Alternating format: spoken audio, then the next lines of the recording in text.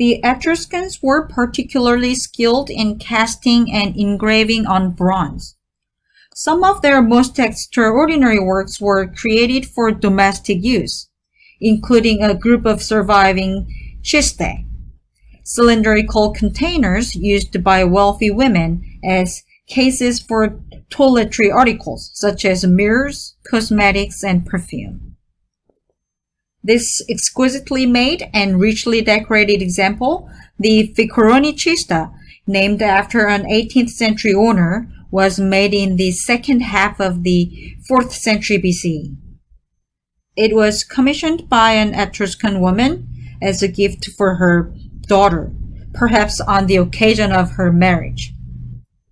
The artist Novius Plautius signed the precisely engraved drawings around the cylinder, accomplished while the hammered bronze sheet was still flat.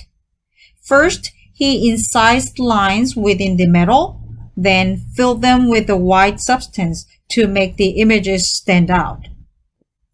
The chista's legs and handle were cast as separate pieces, then attached during the assembly process. The natural poses and individualization of these figures, both incised and cast, recalls the relaxed but lively naturalism of Etruscan wall paintings. But the classicizing idealization of bodies and poses seem to come directly from contemporary Greek art. Furthermore, the use of broad foliate and ornamental bands to frame the frieze of figural narrative matches the practice of famous Greek ceramic painters. Novius Plautius probably based this scene on a monumental Greek painting that seems to have been in Rome at the time. The combination of cultural components coming together in the creation of this cista. Greek stylistic sources in the work of an Etruscan artist living in Rome will continue as Roman art develops out of the native heritage of Etruria and the emulation of the imported classical heritage of the Greeks.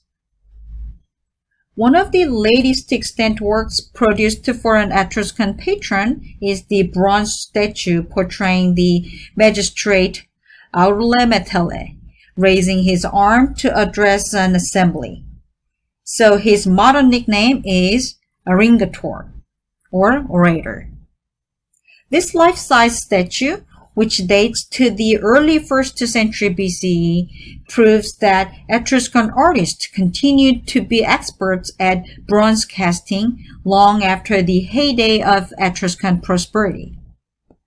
The time coincides with the Roman achievement of total domination of Etruria. The so-called social war ended in 89 BCE with the conferring of Roman citizenship on all of Italy's inhabitants. In fact, Aule Metelle is identifiable because the sculptor inscribed his Etruscan name and those of his parents on the hem of his garment. As a Roman magistrate, Aule Metelle wears the short toga and high laced boots. His head, with its close-cropped hair and aged face, resembles portraits produced in Rome at the same time. Only his name is Etruscan.